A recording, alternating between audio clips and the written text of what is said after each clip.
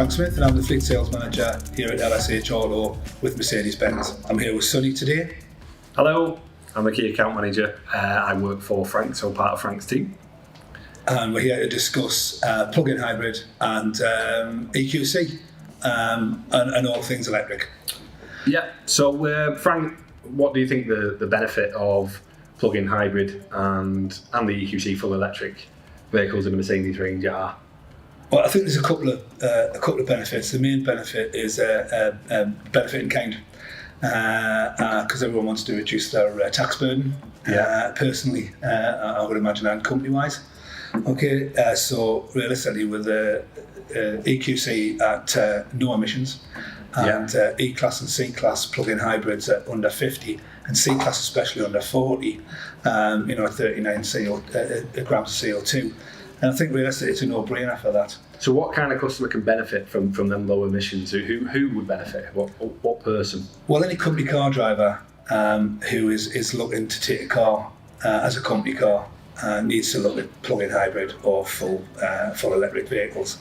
I think gone are the days where you can take a diesel because now the taxation is it's the devil's car, isn't it? Yeah. Well, I think reading there it's declined to 1 in 4 now on the road, which is a decline, but it is till 2040. So don't let that put you off some of our diesel range, obviously. No, absolutely not. But I think, given from a fleet perspective, yes, anybody taking a company car needs to be looking at plug-in hybrid of some description or full electric. You can see growth is happening. Infrastructure's it's getting there. I mean, if everyone in Manchester swapped to an electric car overnight, then realistically we'd have an issue. Yes. But currently, I mean, you can go to your NCP car park. Great benefit. You get straight in on the ground floor, right? And you get parked straight in it. Yes, you have to pay for your electric, but it'll save you on curved alloys and other things. Yeah, and to tell you the truth, especially if you look at Manchester and London, to be perfectly honest, the infrastructure that they're putting in place for plug-in hybrids on lampposts these days it's massive. Yeah. And you can see cars, in London and Manchester, and I believe London are putting in something like 1,500 more plug-in hybrid. It's definitely coming, and obviously most manufacturers now are pushing down that route, especially obviously here at our dealership. When it was built, it's a £70 million dealership. It's the largest Mercedes dealership in Europe. Tell us how many points we've got here, Frank. You mentioned it before. We've got about 20 electric points in here, and also we've got 4 just in the handover bays. So if you are purchasing or you're picking up a electric car or a hybrid, we've got 4 bays with electric chargers in them. So they'll be going out fully charged. Yeah, strangely, a woman before Christmas came in with a full electric Smart. And it was quite funny because she came in, she went, I've just come off the M60, I saw the Mercedes-Benz dealership, and I sort of need some help. And I went, okay. Luckily, I was actually at the front waiting for a customer coming in, and she says to us, I'm 20 miles from home, and my car's telling me I've got 10 miles to go, and I'm never going to get home, and I'm going to be stuck. Is there any chance I could plug my car in? And I went, give us your keys, and I'll just chuck it in the handover bay, because of the bays outside you pay for. So I said to her, look, there's a cup of coffee. Do you want a sandwich? Give her a sandwich and a cup of coffee. Took the car down, charged it up for an hour, and by the time she'd finished her coffee and a sandwich, there was enough charge to get her home.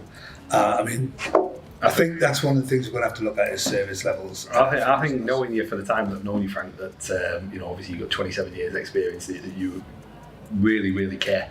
I think that comes across, and it comes across me being part of your team. It makes me care, and obviously everybody else in there. I've never seen, especially the support staff in there. So for our customers, the level of support that they get, I'd say is second to none in our industry. So you drive that, Frank. Well, I think we all drive it. Yeah. It's not just me. You lead by example, but I think realistically, your staff have to, work with customers and internally. Yeah. I think customers need to have and make an informed decision on the vehicle they're driving. These days, customer service is stepping up a notch, and it has to step up because. Not everyone's an expert. No. And allegedly we are supposed to be the experts. So we need to know quite a lot. Yes. I think sitting down with the customer and explaining things like if they buy an electric vehicle or they buy a plug-in hybrid, they have to change the way they drive. Right. Right. It's not up for a conversation. They have to physically change. Okay, so no longer are you driving down the slip road to go into the M6 or the M60 or M1 or whatever you're getting onto. Okay, and then you're getting onto that path, and then you see in 25 yards ahead of you all these red lights coming on, and you slam the anchors on. Because all that do is it dissipates all of that electricity to the brakes. Because the car's saying, and cars are smart now. Yeah. They're saying you're not stopping, so I'm going to help you. Yeah. Right. And all that electricity you just really plugged in, and you've got in their battery. It's just going to drop out. Yeah. Okay. So realistically, what you need to do is you come down the motorway, you see the brake lights coming on, 250 yards ahead of you. Okay. You're doing a 72, and what you need to do is then take your foot off the accelerator and sail. Yeah. Because what that's doing is it's putting all that energy, kinetic energy, back into the battery. Yeah. Okay. So it's sort of helping you really. I think that obviously now with the way they're developing things might change in the future. I know that the S560, the electric S560, which is in the top 10 of what car for buying for 2020 hybrid. That has like a turbo boost on it. So obviously they'll be looking at technologies like that, but you're right to talk about what's happening current, because people sometimes try and avoid them type of. The really big benefit of this car is £15 road fund licence. Right. Wow. I mean, not being funny. And it's got the 3 litre. That's an 80 grand car. You're paying 15 quid a year on. I mean, it's just a no-brainer, isn't it? Yeah. I mean, added to the fact, some of the benefits and are... that's pretty set till 2023, I think, isn't it? In terms of as long as it's approved by this government. Yeah, I mean, another benefit is that, if you're buying these cars outright, you can write them down over 12 months. Right, I'm not What do you mean? I'm not a tax expert, okay, but realistically, the government at the moment, if you buy a car cash, then that comes off your bottom line profit. So limited companies and business owners will see the full benefits of. Absolutely. I mean, obviously, speak to your accountant. Yeah. But at this time, there's a benefit for that. Yeah. If you're leasing a car, obviously CO2 wise, BIK, benefit in kind, which I spoke about before. Absolutely a no-brainer. Yeah. I mean, we've even got people, because we opt out the company car scheme, and we have our own vehicles. Yeah. So what we've decided to do is look at what's best for our staff. Yeah. Especially if they're doing in excess of 1,000 miles a month, the likes of me and the likes of yourself are doing. Yeah. Okay. E-Class, 66 litre diesel tank, 30 litres on a charge.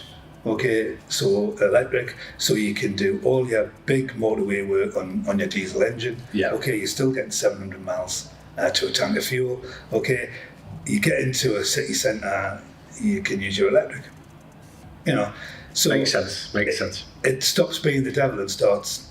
And it's really easy to plug in, isn't it? It's really easy to plug in. It's a home charger is the There's answer. a home charger. There's a 3-point charger on it. You know what I mean? There is a fast charger as well. Yeah. Okay. Mercedes are UK are investing massively in chargers. Yeah. Okay. We're not here to tell you what charger to buy. Yeah. At the end of the day, you've got to buy what's best for yourself.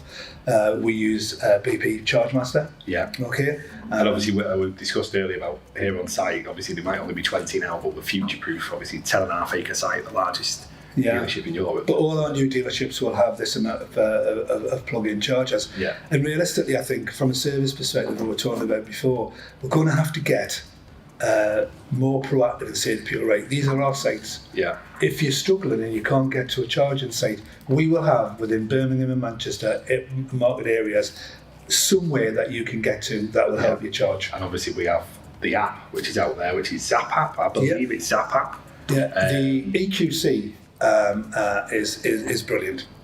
There's some things on the app that you need to be aware of, and you really. Are you talking about comparing your EQC?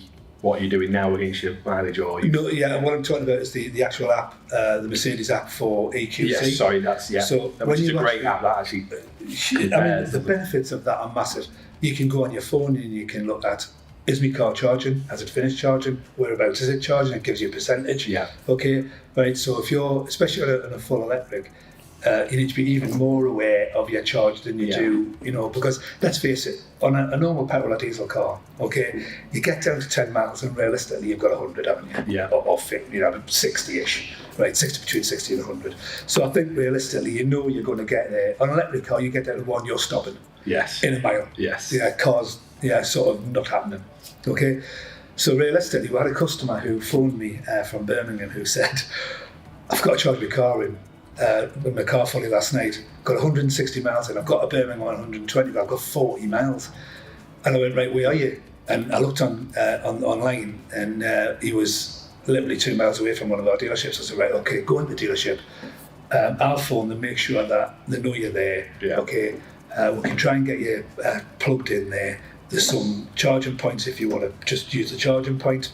And he did. He had an hour, he had a cup of coffee, right? But one of the benefits of this app is that you can actually, right, go online and see where you're going and where the charging points are between.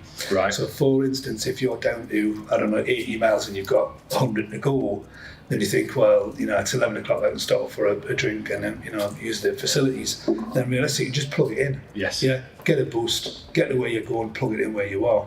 Yeah, there's loads of chargers around now. Infrastructure is huge. And if we talk about that Zap app, obviously that will tell you everywhere there is a charging point if you download that, where there's somebody using that particular charging point. So there's great options for people. So, if anybody wants to know any more information, either phone me, phone Sonny.